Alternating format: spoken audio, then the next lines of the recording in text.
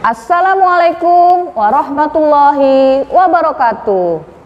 Bertemu kembali dengan saya, Ibu Siti Tienti Wahyuni Nasution, Magister Pemikiran Islam dalam bidang studi Sosiologi di SMA Islam An-Nizam, Medan.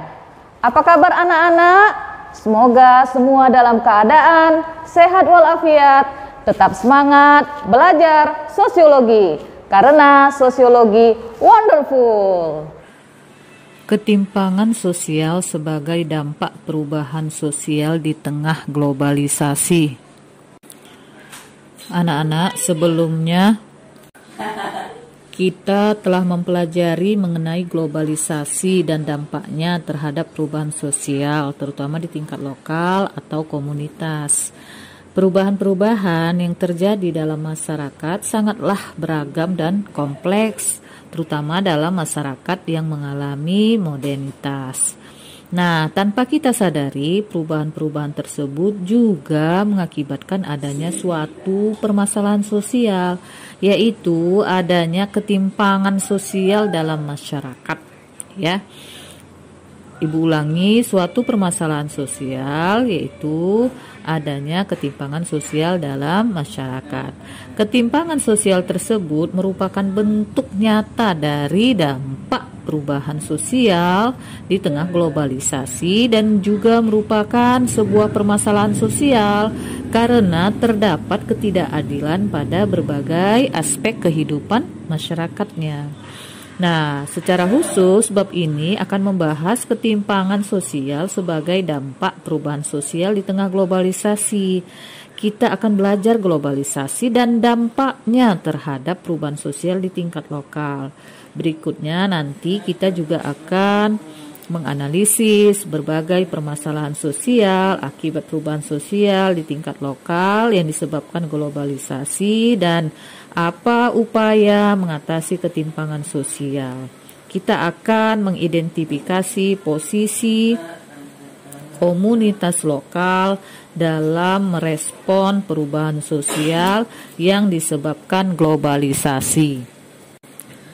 Juga nanti akan kita pelajari tentang menjalin relasi antar komunitas lokal untuk memperkuat posisi dalam merespon perubahan sosial yang disebabkan globalisasi. Dengan mempelajari ini semua, diharapkan anak-anak mampu meminimalisir dampak negatif dari ketimpangan sosial dan mengoptimalkan komunitas lokal dalam menghadapi ketimpangan sosial akibat globalisasi, insya Allah. Ketimpangan global.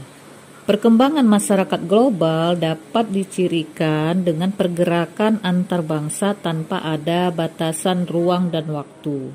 Dalam hal ini, negara bersifat terbuka terhadap negara lain tanpa adanya sekat teritorial, ruang, ataupun waktu.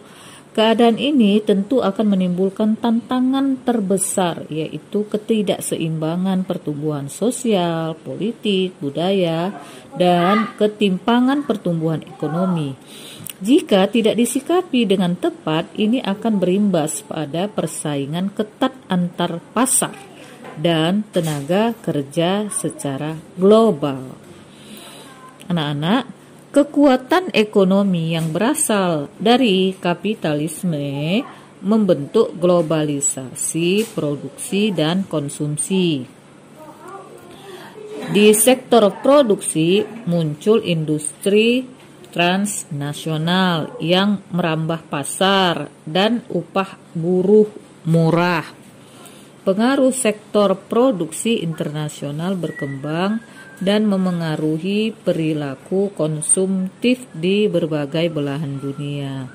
Bahkan, negeri periferi yang menjadi tempat tumbuhnya tingkah laku konsumtif. Scott Les menyebutnya sebagai proses estetikalisasi dunia kehidupan global.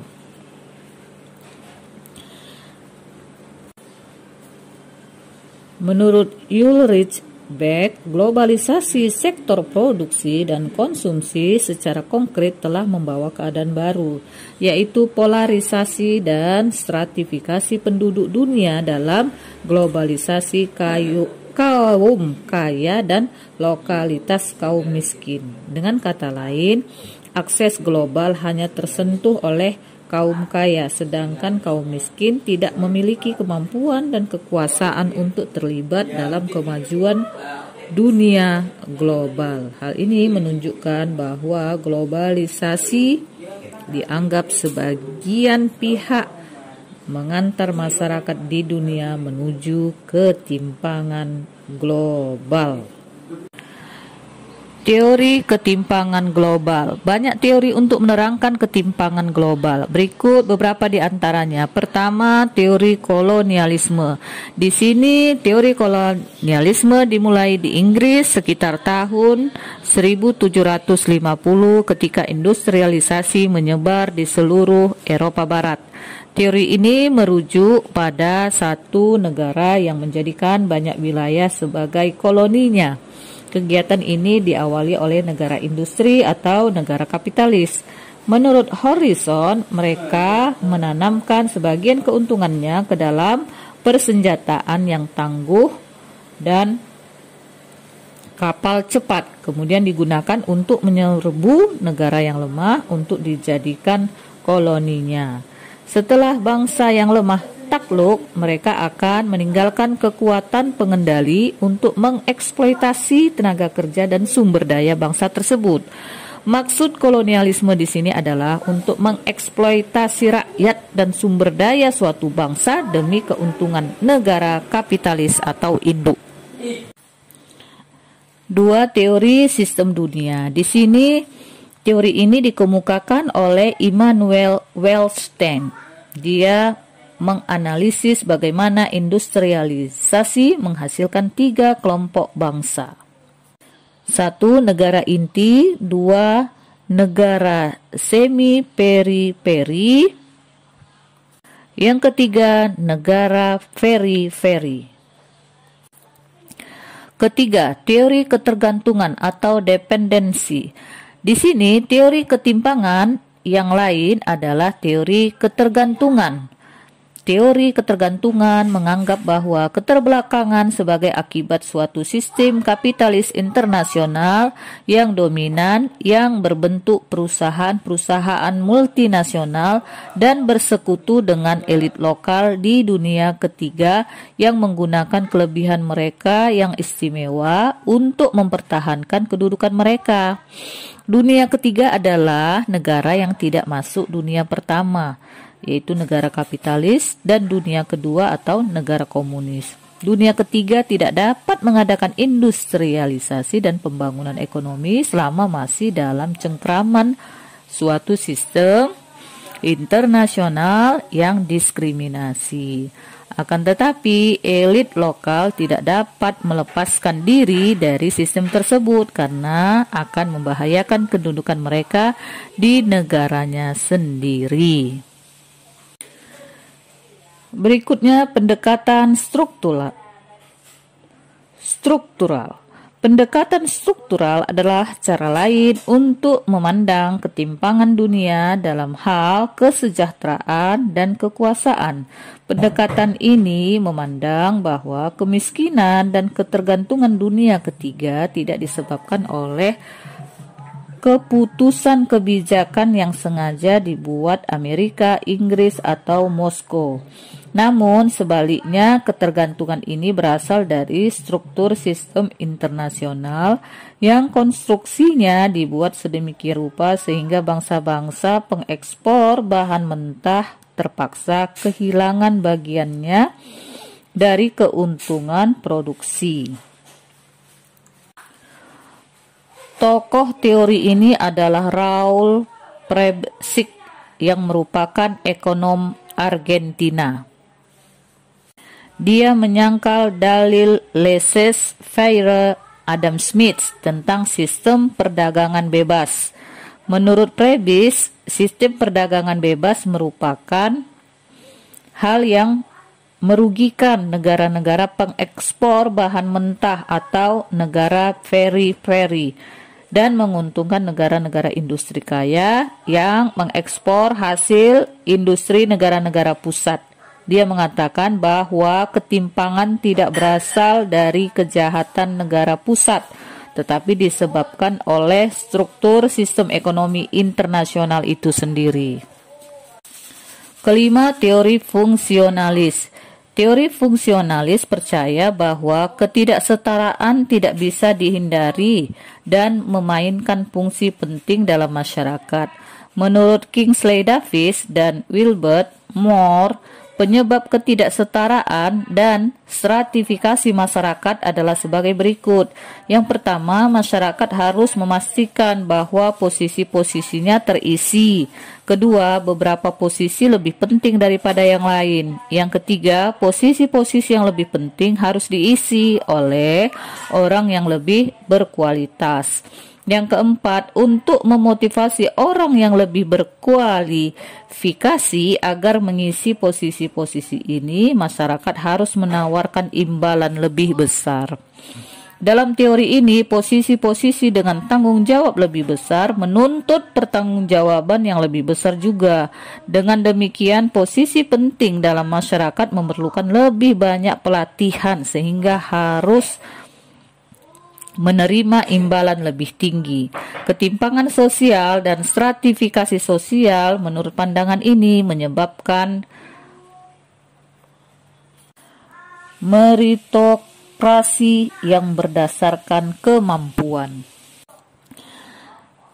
Keenam, teori konflik. Teori konflik melihat ketimpangan sebagai akibat dari kelompok dengan kekuatan atau power mendominasi kelompok yang kurang kuat. Mereka percaya bahwa kesenjangan sosial mencegah dan menghambat kemajuan masyarakat karena mereka yang berkuasa akan menindas orang-orang yang tak berdaya untuk mempertahankan status quo-nya. Kedudukan atau posisi menjadi penting selama mereka yang berkuasa menganggap kedudukan tersebut signifikan. Tokoh teori konflik antara lain Karl Marx, Lewis Kosser, dan Ralph Dahrendorf. Yang ketujuh, teori pertumbuhan neoklasik. Teori pertumbuhan neoklasik pertama kali dimunculkan oleh Douglas C. North. Teori ini memunculkan sebuah prediksi tentang hubungan antara tingkat pembangunan ekonomi nasional suatu negara dengan ketimpangan pembangunan antar wilayah. Teori neoklasik beranggapan bahwa mobilitas faktor produksi baik modal maupun tenaga kerja pada awal proses pembangunan kurang lancar. Hal ini berakibat modal dan tenaga kerja meluas. Namun apabila proses pembangunan terus berlanjut dengan makin baiknya sarana dan prasarana komunikasi, mobilitas modal dan tenaga kerja akan semakin lancar. Dengan demikian, nantinya setelah negara menjadi maju, ketimpangan pembangunan regional akan berkurang. Anggapan-anggapan ini kemudian dikenal sebagai hipotesis neoklasik.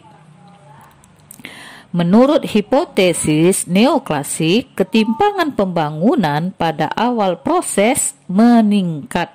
Setelah berangsur-angsur, ketimpangan pembangunan antar wilayah tersebut semakin menurun. Dengan kata lain, ketimpangan di negara berkembang relatif lebih tinggi dibanding dengan ketimpangan di negara maju.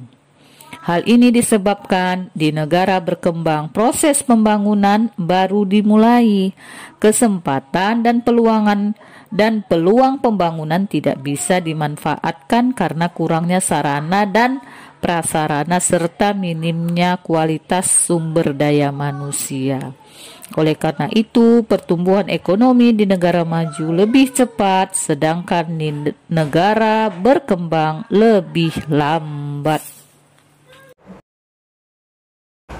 Demikian pembelajaran hari ini. Sampai jumpa di video pembelajaran berikutnya. Jangan lupa like, comment, and share video ini. SMA Islam An-Nizam, unggul, cerdas, Islami. Assalamualaikum warahmatullahi wabarakatuh.